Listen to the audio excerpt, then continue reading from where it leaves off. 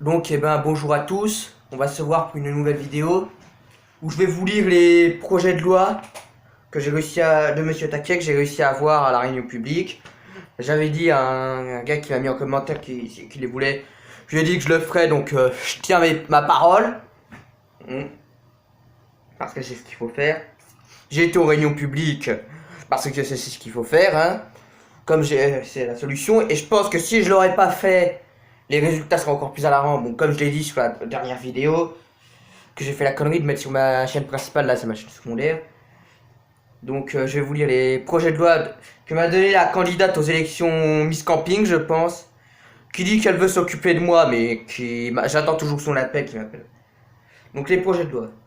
Projet de loi sur la protection de l'enfance, une recentralisation qui ne se cache plus. Le projet de loi relatif à la protection de l'enfance porté par Adrien Taquet porte sur le quotidien des enfants confiés à l'aide sociale à l'enfance, avec entre autres l'interdiction des placements en hôtel, la protection contre les violences et la maltraitance, conditions d'exercice du métier d'assistance familiale, priorité assignée à la PMI, le rôle de l'État et les instances liées à la protection de l'enfance. Sur les deux derniers points, une forme de reprise en main par l'État semble se dessiner.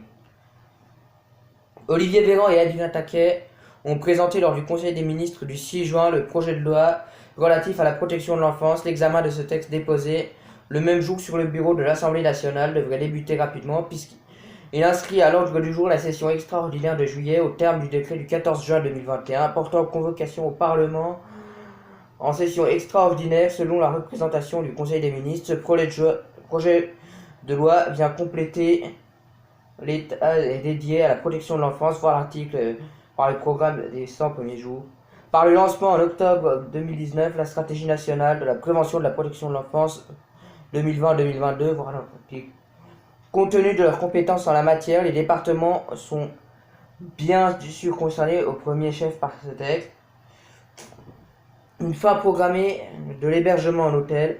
À ce stade, les projets de loi comptent 16 articles assez disparates répondant néanmoins à 4 objectifs principaux: de mieux protéger les enfants contre les violences, améliorer le quotidien des enfants protégés en termes d'accueil comme d'accompagnement, améliorer les garanties procédurales au bénéfice des enfants, mieux piloter la politique de prévention de protection de l'enfance. Le titre premier vise à améliorer le quotidien des enfants protégés. L'article premier systématise ainsi une mesure déjà prévue à l'article 375.3 du Code civil. Il prévoit en effet qu'en cas de nécessité d'un enfant de placement sauf urgence, le juge ne peut ordonner le placement qu'après le service de l'aide sociale à l'enfance a exploré possibilité d'un accueil par un membre de la famille digne d'un tiers digne de confiance. Dans le même esprit, l'article 2 permet au juge des enfants d'autoriser le gardien de l'enfant à la personne qui lui a été confiée d'exercer une ou plusieurs actes déterminés relevant de l'autorité parentale sans devoir solliciter cette autorisation au cas pour cas, comme cela de règle aujourd'hui. Très attendu et déjà annoncé par Adrien Taquet, l'article du 26 janvier, principe des mineurs ou autres structures dans les services présents par les autorisés par le Code de l'action sociale des familles, CASF, interdisant ainsi les placements des mineurs dans les hôtels, les résidences hôtelières et ou dans les établissements d'accueil de mineurs pour les congés ou les loisirs. L'article prévoit néanmoins une possibilité exceptionnelle de placement dans ce type de structure à titre exceptionnel pour répondre à une situation d'urgence ou assurer la mise à l'abri des mineurs. En pratique, l'article 3 vise quasi exclusivement les mineurs non accompagnés MNA.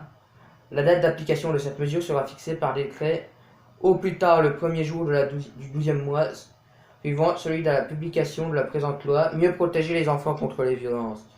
Le titre entend de mieux protéger les enfants contre les violences. 3 mesures sont prévues à ce titre. L'article 4 interdit à toute personne, y compris bénévole, d'exercer dans les établissements accueillant des mineurs dès lors qu'elle présente des antécédents judiciaires ou graves, condamnation pour crime ou peine d'au moins 2 mois d'emprisonnement sans sursis pour les délits prévus dans le partie en texte. Jusqu'à présent, cette interdiction ne vise que les personnes qui exploitent ou dirigent les établissements accueillant des mineurs, entre autres L'article 4 permet le contrôle d'antécédents judiciaires dans l'ensemble de ces personnes intervenant en cas d'établissement, non seulement avant leur prise de fonction, mais aussi au cours de leur service. L'article 5 fait obligation aux établissements et aux services de l'aide sociale à l'enfance de formaliser leur politique de prévention en lutte contre la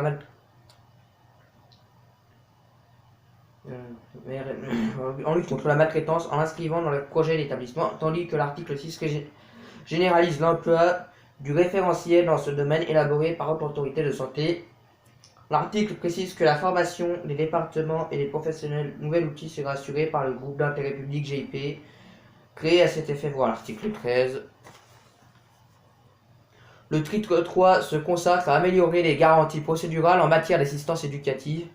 Ainsi, l'article 7 permet au juge des enfants statuant en matière d'assistance éducative de renvoyer une affaire devant une formation collégiale lorsque toute situation revêt une particulière complexité. La formation collégiale est alors présidée par le juge des enfants.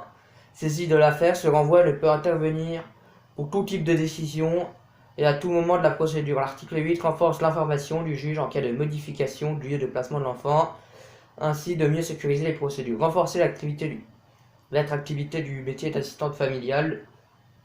Le titre 4 entend améliorer les conditions d'exercice du métier d'assistante familiale.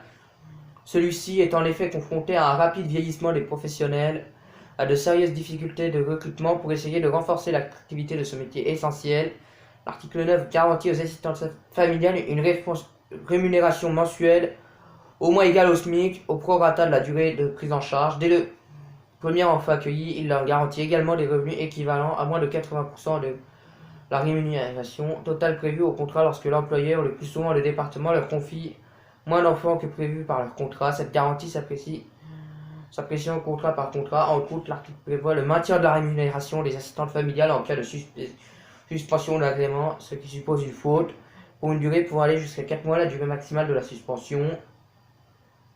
Pour sa part, l'article 10 prévoit un délai qui sera fixé par décret avant de pouvoir solliciter un nouvel agrément à la suite d'un retrait. L'objectif est d'éviter d'agréer une assistante familiale dans un département alors que son agrément a été retiré par un autre pour faciliter la gestion de base nationale des agréments.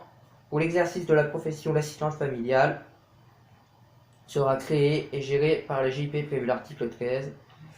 Enfin, l'article 13 devrait permettre à des fins de situation souvent très difficiles sur le plan humain en permettant une assistante familiale employée par une personne morale de loi publique, en l'occurrence un département, de poursuivre son activité au-delà de 67 ans afin d'accompagner l'enfant jusqu'à sa majorité, dans la limite des 3 ans, sous certaines conditions. À noter, cette possibilité existe déjà pour les assistantes familiales employées par une association, ce qui décrée alors une distorsion de ses salariés par les départements.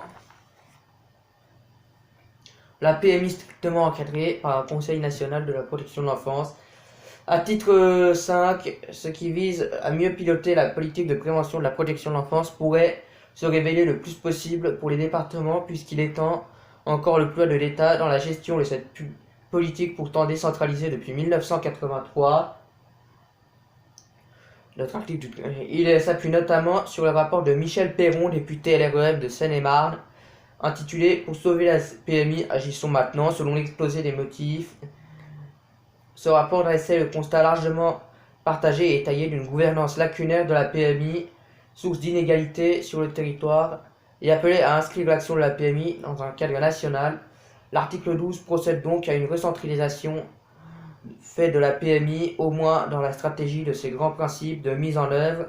La PMI sera dorénavant inscrite dans le cadre de la stratégie nationale de santé et le ministre chargé de la santé fixera les priorités pluriannuelles dans l'action en matière de protection de l'enfance et de promotion de la santé maternelle de l'infantile, en concertation avec les représentants et les départements dans les conditions fixées par voie réglementaire. L'exposé des motifs explique qu'il s'agit à la fois d'assurer la cohérence de l'action publique en matière de PMI et d'impulser une dynamique en accord avec les réalités du terrain. Dans le même esprit, les actions de la PMI seront restructurées dans le respect des objectifs nationaux de santé publique et les modes d'action plus efficients seront promus. Dans le même temps, l'assurance maladie harmonisera le remboursement des actions réalisées hors les murs par les professionnels de santé de PMI. Pour sa part, la politique de protection de l'enfance fait objet d'une recentralisation la plus soft que la PMI dans une formulation assez maladroite ou délibérée. L'article 13 prévoit ainsi que l'État assure la coordination de ses missions et de celles exercées par les collectivités territoriales, notamment par les départements en matière de protection de l'enfance, et veille à leur cohérence et les autres politiques publiques, notamment en matière de santé, d'éducation et de famille.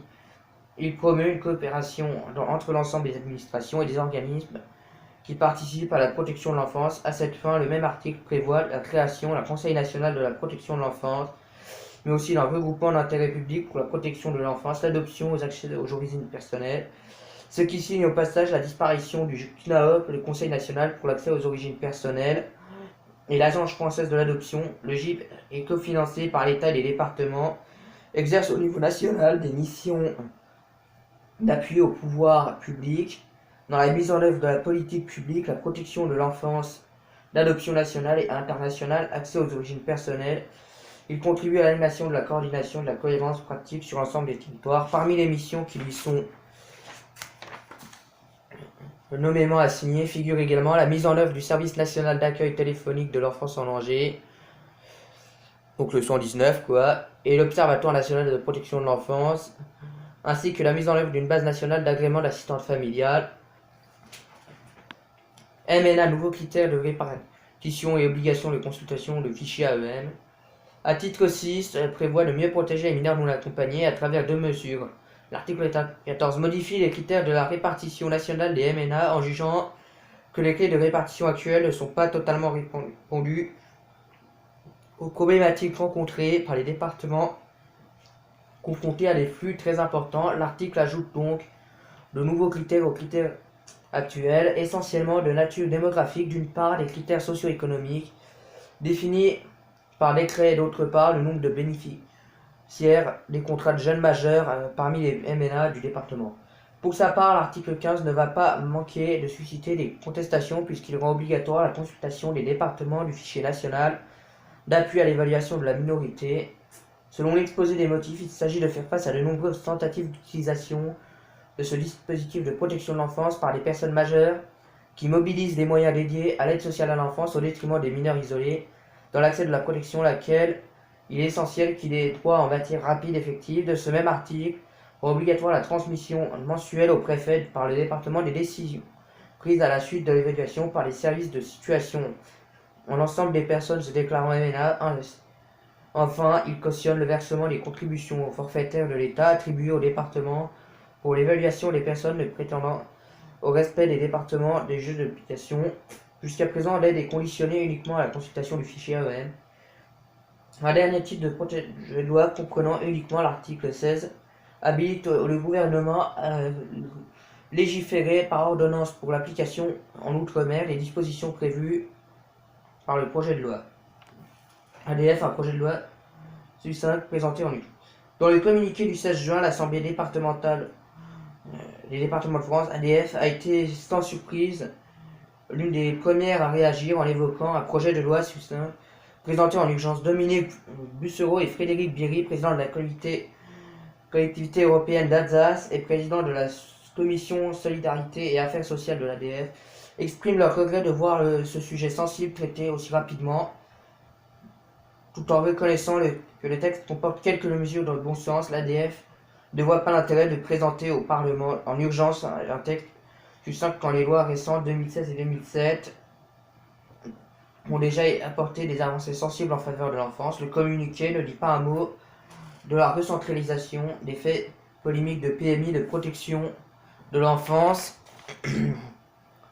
alors que les départements resteront les financeurs quasi exclusifs, contrairement au cas de recentralisation du RSA.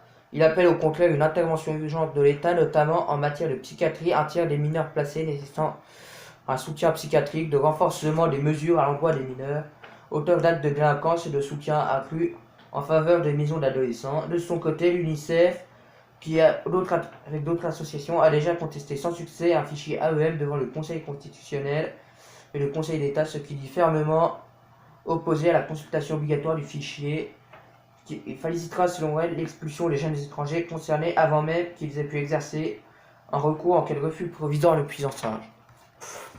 Donc cela veut dire clairement qu'ils parlent pour ne rien dire sur les défaillances de l'ASE, les maltraitances, des machins, parce que ils veulent mettre des lois qui ne seront jamais vérifiées si elles sont appliquées ou pas, pour moi, ce que je pense. Ces lois veulent mettre les maintiens des placements et augmenter les placements abusifs, la mise à l'adoption. Ça peut, des fois, je sais pas comment ça se passe, mais ça peut enlever un placement et moins rapporter à l'ASE. Je pense que c'est clairement une mauvaise idée. Mais déjà faut qu'ils rendent les enfants placés abusivement, mais ça va augmenter les placements abusifs, ces nouvelles lois.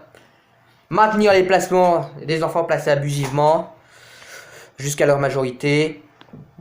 Juste les lois d'enlèvement des placements en hôtel, parce que s'ils veulent se barrer chez leurs parents, ils le peuvent tranquillou, quoi, pour ceux qui sont...